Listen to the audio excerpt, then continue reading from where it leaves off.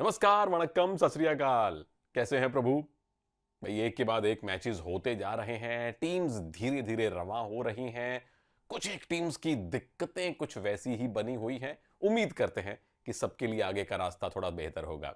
स्वागत आप सबका एक्सचेंज 22 प्रेजेंट्स सुनील के सूत्र में।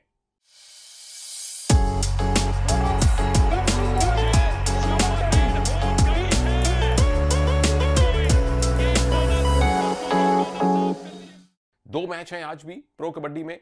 तेलुगु टाइटंस के सामने है 3 बार की चैंपियन पटना पायरेट्स और उसके बाद यूपी योद्धास प्रभु खेलने वाले हैं हरियाणा स्टीलर्स से। चारों टीमों की अपनी अलग अलग कहानियां हैं, संक्षेप में समझने की कोशिश करते हैं। सबसे पहला मैच टाइटंस और पटना पायरेट्स के बीच में है। और इस मैच की कहानी क्या है? इस मैच की कहानी यह है कि यह है बैटल ऑफ रेडर्स। एक तरफ है पवन, रजनीश और दूसरी तरफ पटना के 3 बेहतरीन रेडर सचिन हैं, मंजीत हैं, राकेश नरवाल हैं। तो यानी कि कहानी नंबर 2, डिफेंस तय करेगा कि यह मैच जीतेगा कौन, क्योंकि रेडर तो इनके पास भी है, रेडर इनके पास भी है। जिस टीम का डिफेंस दूसरे रेडर्स को रोक लेगा उसके जीत के आसार प्रबल हो जाएंगे। दूसरी बात आती है जीत के सूत्रों की। सबसे पहले हैं तेलुगु टाइटंस के लिए सूत्र। पहला मैच आप 38-32 हारे थे गुजरात जायंट से। अब वहां से निकलता है जीत का पहला सूत्र। उस मैच में आपकी डिफेंस ने 20 फेल टैकल किए थे और इतने ज्यादा पॉइंट अगर डिफेंस लुटाती है तो टीम का जीतना बड़ा मुश्किल हो जाता है। तो पॉइंट नंबर 1, फेल टैकल नहीं करने हैं। श्योरिटी हो तो टैकल कीजिए, नहीं हो तो मत कीजिए। पवन बीच में बहुत सरप्राइज करते हैं, बड़े अच्छे टैकल कर जाते हैं, लेकिन पवन भाई का मैट पे रहना सबसे ज्यादा जरूरी है। नंबर 2, रेडिंग में क्या हुआ था? अगर आप आंकड़े देखें ना तो टाइटंस के और गुजरात के रेड पॉइंट बराबर हैं, फिर भी टीम हारी। डिफेंस के पॉइंट भी बराबर हैं। क्यों? क्योंकि आपने बोनस ज्यादा लिए। जो बात पिछली बार दबंग दिल्ली में हो रही थी कि रेड पॉइंट बराबर, टैकल पॉइंट बराबर, ऑल आउट दो। कैसे? क्योंकि आप बोनस ला रहे हैं, बोनस से रिवाइवल नहीं मिलता, पीछे आपका डिफेंस भी टैकल नहीं कर पा रहा, फेल टैकल कर रहा है, तो आपकी टीम दूसरे हाफ में 2 बार ऑल आउट हुई। तो बोनस पे ज्यादा रिलाई नहीं करना है। बोनस जरूरी है पर सिचुएशन के हिसाब से। और नंबर 3, एक सेटल्ड 7 बनाने की ओर टीम को जाना चाहिए।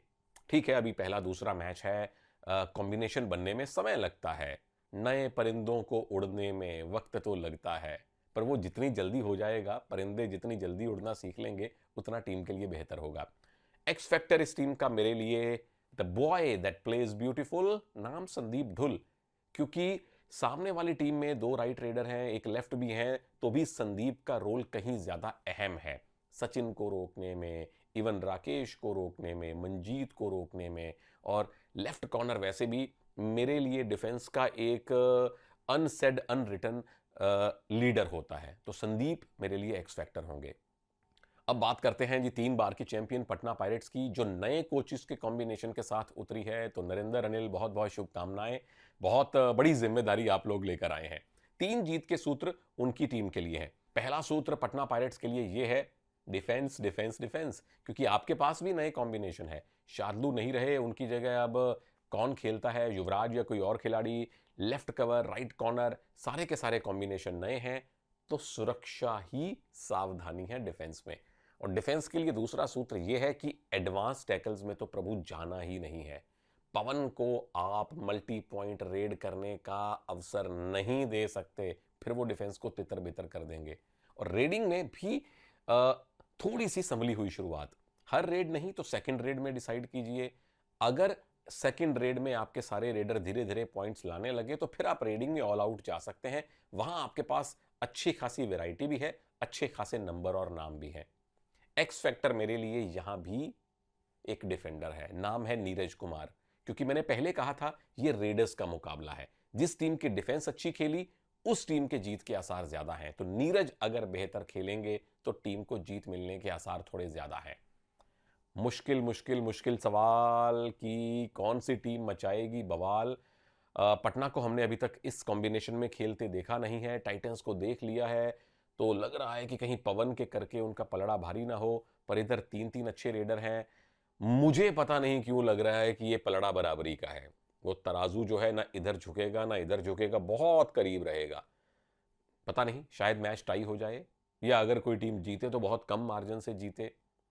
एक बार मैंने पहले भी कहा था कि ये मैच टाई होगा, वो मैच एक तरफा हो गया था, लेकिन अभी on the face of it मुझे लग रहा है कि ये बराबरी का मैच है।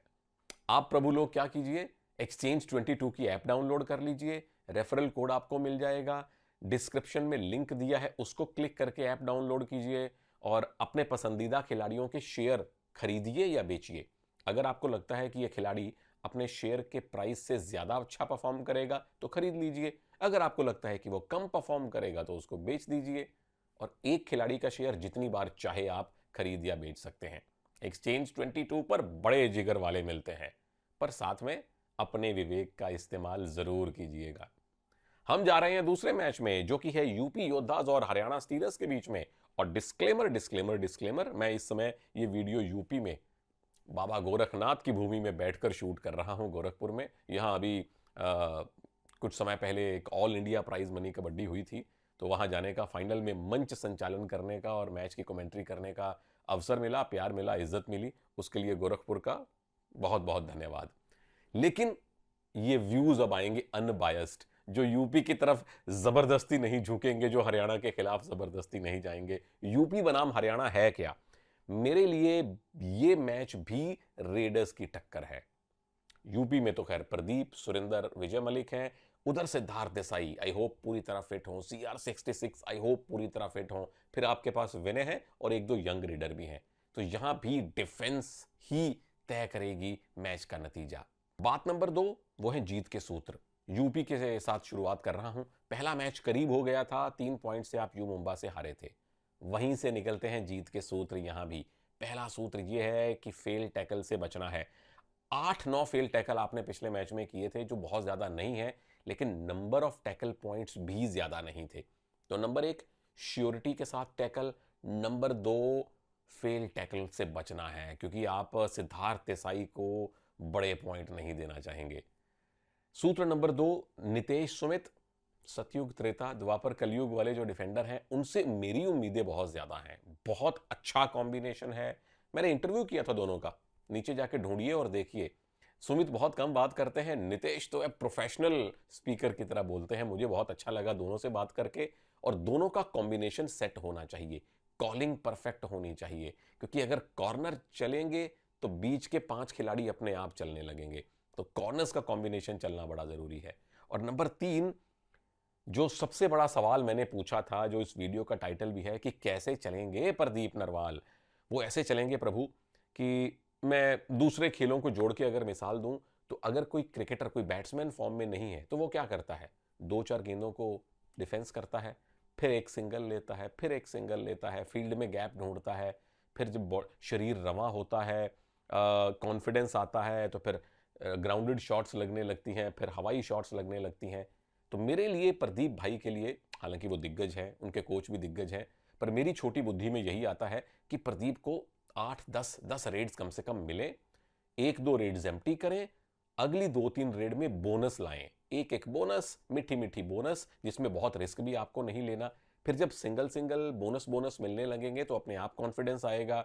फिर आप डिफेंस के अंदर जाके भी एस्केप करेंगे। फिर डिफेंस भी विचलित होगा, वो आपके ऊपर अटैक करेगा और वहां से आप डुबकी लगाएंगे, वहां से आप टर्न करके वापस आएंगे। तो 10 रेड्स कम से कम प्रदीप को मिले और प्रदीप धीमी शुरुआत करके अपने रंग में लौटे, क्योंकि form is temporary, class is permanent. Pradeep के अंदर जो क्लास है वो किसी से छिपी नहीं हुई है। एक्स फैक्टर इस मैच में कौन है?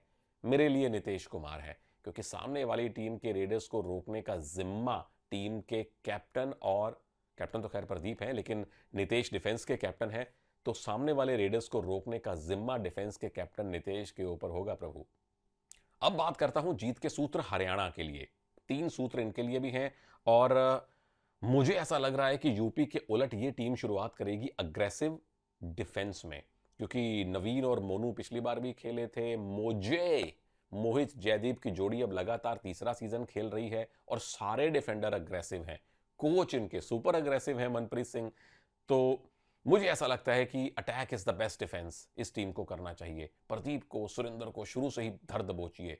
विरोधी टीम को मजबूर कर दीजिए कि प्रदीप को दोबारा सब्स्टिट्यूट कर आप करें, उससे मोरल डाउन होता है। तो क्या ऐसा करेंगे? अग्रेसिव क्या जाएंगे डिफेंस में? नंबर 2, डिफेंस डिक्टेट करना पड़ेगा मोजे को, और ये पहली ऐतिहासिक टीम है जिसने 2-2 कैप्टन घोषित किए हैं। एक मुझे हमारी हॉकी की टीम याद आती है, कौन सा 1960 ओलंपिक्स था या 64 ओलंपिक्स था, जिसमें 2-2 कैप्टन हमने घोषित किए थे। यहां मोहित और जयदीप दोनों कैप्टन हैं, तो दोनों आप डिक्टेट कीजिए, खास तौर पे जयदीप, क्योंकि आप लेफ्ट के कवर हैं, सामने 2 लेफ्ट के रेडर आएंगे। कॉर्नर्स को अपने साथ चलाइए, क्योंकि सामने 3 अच्छे रेडर आने वाले हैं। नंबर 3, रेडिंग में थोड़ी सी संभली हुई शुरुआत, ऑल आउट नहीं, क्योंकि सिद्धार्थ देसाई की नंबर 1 फिटनेस, CR66 का वो प्लास्टर पहना हुआ फोटो मुझे थोड़ा सा परेशान कर रहा है। फिर विनय को बहुत मौके पिछली बार नहीं मिले थे, तो टीम में रेडिंग के अभी ऑप्शंस क्या हैं, कॉम्बिनेशन क्या है, फॉर्म कैसी है, वो आज इस सीजन में पहली बार दिखेगा। तो थोड़ी सी सधी हुई शुरुआत मिल जाए तो फिर हमला बोल दीजिए। एक्स फैक्टर इस मैच में टीम के को कैप्टन जयदीप दहिया रहेंगे, 2 कारणों से, कि एक तो वो ज्यादा अच्छी फॉर्म में है, पिछला उनका सीजन बड़ा अच्छा रहा था, मोहित से थोड़ा बेहतर। नंबर 2, को कैप्टन भी है, और नंबर 3, सामने से प्रदीप और विजय 2 लेफ्ट रेडर आने वाले हैं। तो उन दोनों को अगर रोक लिया जयदीप भाई तो फिर बल्ले बल्ले हो जाएगी। पलड़ा किसका भारी है? मुश्किल सवाल। हरियाणा को अभी तक हमने खेलते देखा नहीं, इस सीजन में यूपी को देखा है, वो एक क्लोज मैच हारे थे, पर ओवरऑल अगर टीम का बैलेंस देखें, सेटल डिफेंस, बड़े रेडर, वो यूपी के पास हैं। हालांकि सेटल डिफेंस अभी बहुत चला नहीं, बड़े रेडर्स में बहुत बड़ा काम अभी किया नहीं, पर एक ही मैच हुआ है, तो मैं थोड़ा सा 0.235% यूपी को इस मैच में एडवांटेज दे रहा हूं। हरियाणा इस मैच को पलट सकती है, मुझे बड़ी खुशी होगी। और आप लोगों को खुशी किस बात की होगी कि एक्सचेंज 22 की ऐप पे जाके अपने खिलाड़ियों के स्टॉक ले लीजिए। टाइटंस और पटना के मैच में पवन का स्टॉक जरूर खरीदिए, संदीप ढुल का स्टॉक जरूर खरीदिए, पटना की टीम में सचिन का स्टॉक जरूर लीजिए और नीरज का जरूर लीजिए। आसान पिक्स हैं। यूपी और हरियाणा के मैच में सुरेंद्र गिल आपकी टीम में जरूर होने चाहिए, और नितेश कुमार आपकी टीम में जरूर होने चाहिए। हरियाणा के लिए सिद्धार्थ देसाई का शेयर ले लीजिए, मोहित और जयदीप दोनों के शेयर ले लीजिए, पर अपने विवेक का इस्तेमाल करते हुए। तो चलिए, मैं यूपी से निकलता हूं बेंगलुरु, वहां कुछ नई असाइनमेंट है। भाई, असाइनमेंट जो मर्जी होती रहे, कबड्डी रोज देखता रहूंगा, कबड्डी के प्रीव्यू रोज आते रहेंगे, और जब जब मौका मिला तो मैं रिव्यू करने की भी कोशिश करूंगा। बाकी इंस्टाग्राम पे फॉलो करते रहिए, एक्स ट्विटर पे फॉलो करते रहिए, और जल्दी आपसे टेलीग्राम पे भी जुड़ूंगा, वहां भी कुछ तूफानी करने की कोशिश करेंगे। इजाजत दीजिए, नमस्कार, जय हिंद।